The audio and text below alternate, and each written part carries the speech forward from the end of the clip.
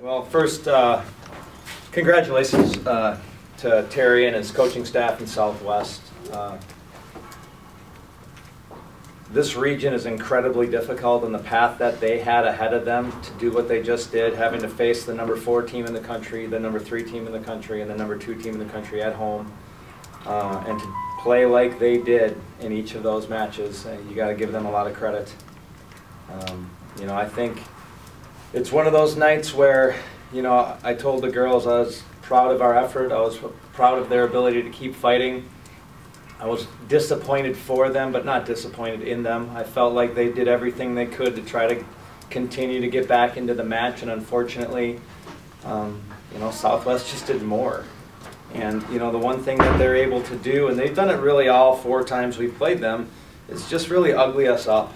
You know, we're a team that thrives on our offense to only average under 12 kills, hitting 155, 7 reception errors. I mean, that's just ugly, grinded out kind of volleyball, and they did a great job of forcing us to do that with their serving pressure, with their offensive pressure, with their blocking pressure.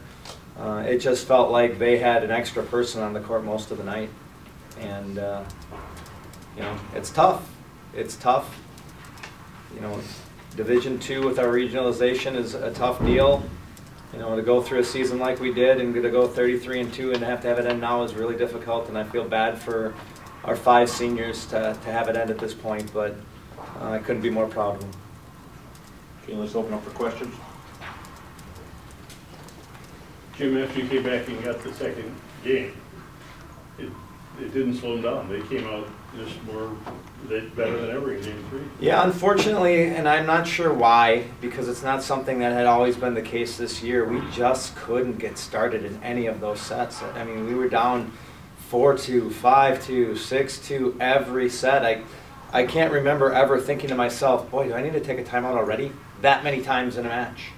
And so, yeah, I think they, you know, their youth and their excitement, their exuberance really paid off for them tonight, because they played as if every point was just the next point. And it really didn't matter. It just, whatever, that just happened, let's go back out. So, again, I credit them for what they did, you know. They made us play the way we played tonight. The one exception, Jim, that first set, you actually had a 12-5 lead. I'm just looking at the play-by-play. You probably forgot about that. Oh, no. Jim doesn't forget that kind of stuff. What happened? That's a great question. And, I you know, it's a real helpless feeling at times as a coach, because you get them prepared and all the training you do doesn't change the fact that in the moment, volleyball is all about reaction and movement, and, you know, every situation is different, and you can't train them for that moment when it happens perfectly. And so, yeah, I agree. We were up 7. I felt like we were up like 16-10 later on, and then next thing you know, we're at 18s, and you could just feel how hard it was going to be at that point in time. And the fact that they were able to take that over really gave them a lot of confidence. You know, I think maybe if we can close the door in set 1, we put ourselves in maybe a different position. Maybe not, though. If that team continues to fight like they did tonight, I think it would have been another grinded out match all the way to the end anyways. Conversely, though, we're down 9-3 in the second set, and we come back and we win 25-16. I mean, what an unheard of run against a team that had just got done doing that to us. So that's where I went, wow, there's my team, there's the confidence, there's the playmaking. You know, here we go. We're in for a dogfight now, and we just couldn't sustain it.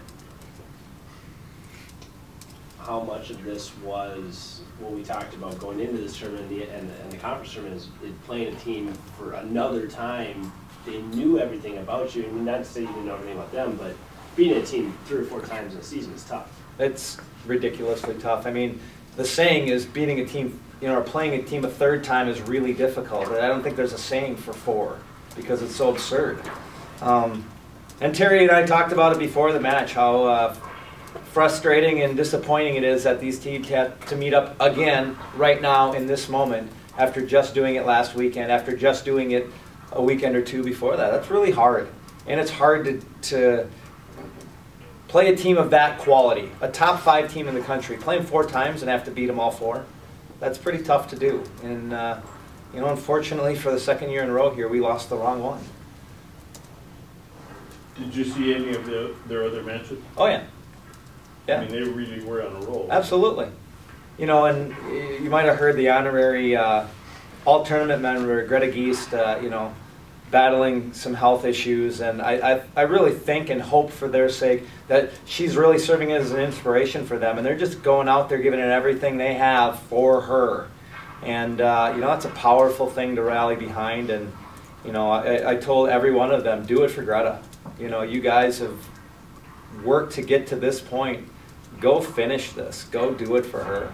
So, you know, as much as it's frustrating to not be the team to have that chance, you know, we're certainly Mustang fans for the next couple weeks here. Jim, in the locker room afterwards, what did you say to your team? Kind of what I led off with there. You know, I'm not disappointed in them whatsoever. I'm just disappointed for them. You know, it's just such a great group, such a great group of seniors that have worked so hard and put themselves in a great position. You know, to be sitting here going into the match at 33-1 in the region and conference that we're in, that's just absurd.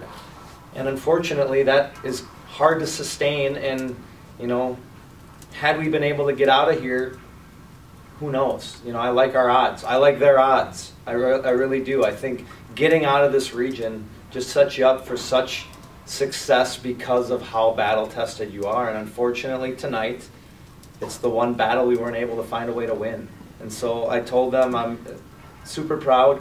It's one of the best teams I've ever coached, not only from a talent standpoint, but just a chemistry, personality standpoint. You know, they did everything that Kristen and I could ask for in terms of work ethic and leadership and energy level and focus, and they're just so fun. They're just such a fun group.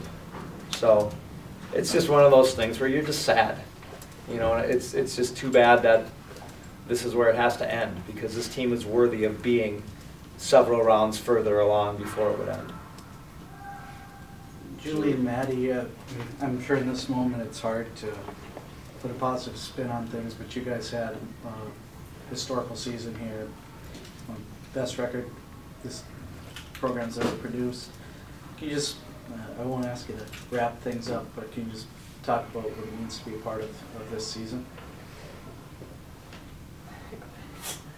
You know, something my last interview. I mean, all I can say is that I love my team. We had a great season.